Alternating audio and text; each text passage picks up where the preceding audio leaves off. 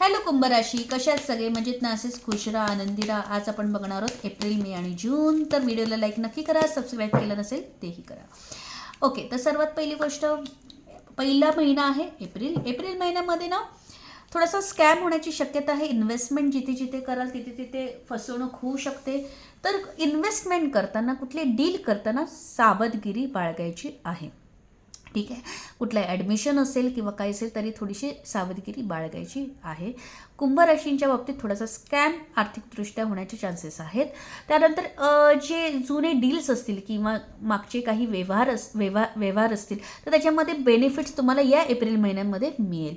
आणि जुने पैसे अडकले असतील तेही एप्रिल महिन्यात काहींच्या बाबतीत पूर्ण अमाऊंट मिळण्याची चान्सेस आहेत.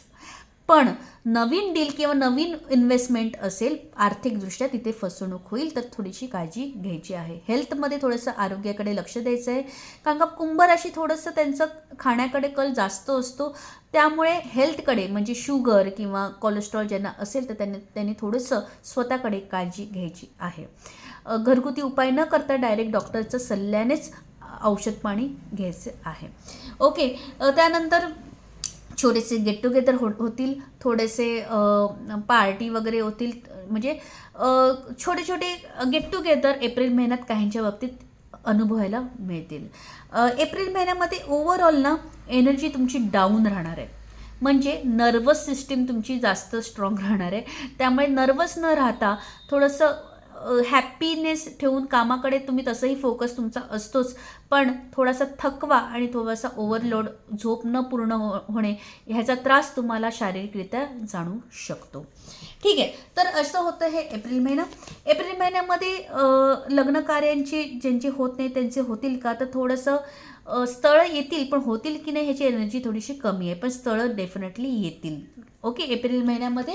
पण जसं मी म्हटलं की जिथे काही लग्न पण एक प्रकारचं डीलच आहे, सो थोडासा स्कॅम हा प्रकार होण्याची शक्यता आहे. तर थोडंसं काळजी घ्यायची आहे.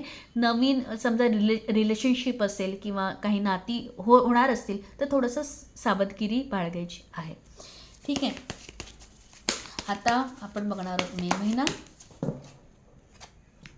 ओके ओके, मे महिन्यामध्ये ना तुमची एनर्जी थोडीशी हाय असणार आहे.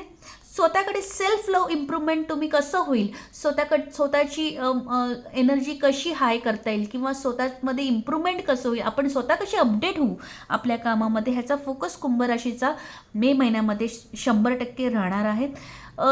रणनीती आखणार आहात, थोडीशी पॉलिटिक्समध्ये तुम्ही राहणार.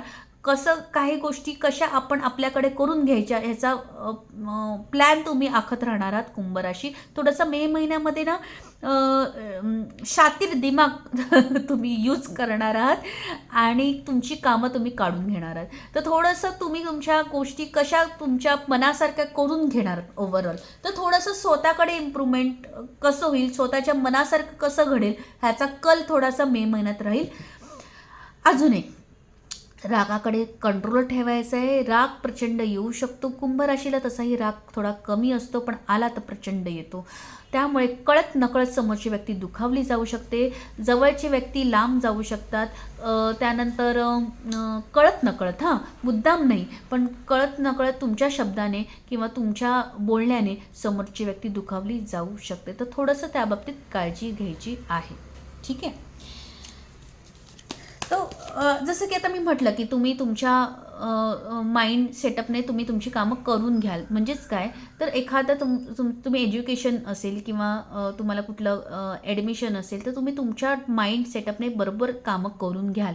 पण ते काही असेल, फक्त तो एक शब्द तुम्ही तुमच्या सिच्युएशनप्रमाणे कॅच करण्याचा प्रयत्न करा. मला जी हेवी एनर्जी दिसते ती मी तुम्हाला सांगितली आहे. एक म्हणजे रागावर कंट्रोल, तुम्ही तुमची कामं बरोबर करून घ्याल. सेल्फ इम्प्रूव्हमेंट आहे, ज्याच्यामध्ये तुम्ही सेल्फ इम्प्रूव्हमेंटसाठी जे जे करता येईल ते तुम्ही करणार, जेणेकरून तुम्ही स्वतः हॅपी राहाल.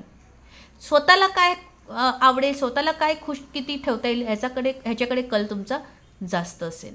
ठीक आहे, आणि तुमचं गट फिलिंग्स तुम्हाला सतत गाईड करणार आहे मे महिन्यामध्ये, तर त्याच्याकडे तुम्हाला थोडंसं फोकस ठेवायचा. आता आपण बघणार जून महिना कसा जाईल. ओके ओके, तर जून महिन्यामध्ये ना काहींच्या बाबतीत लग्न ठरतील, इतकी वर्ष काहींची लग्न ठरली नाहीत कुंभ राशी, त्यांची जून महिन्यामध्ये लग्न ठरण्याचे चान्सेस जास्त आहेत. बेबी प्लॅनिंग्स असतील तर बेबी प्लॅनिंगसाठी पण जून महिना खूप सुंदर राहणार आहे. पॉलिटिक्समध्ये जर तुम्ही असाल तर त्याच्यासाठी पण जून महिना तुमच्यासाठी खूप छान राहणार आहे. तर ओव्हरऑल एप्रिल मेमध्ये जून महिना हा तुमच्यासाठी सुंदर आणि छान जाणार आहे, मनासारखा जाणार आहेत. काही नवस वगैरे असेल तेही पूर्ण होण्याचे चान्सेस जून महिन्यामध्ये आहेत.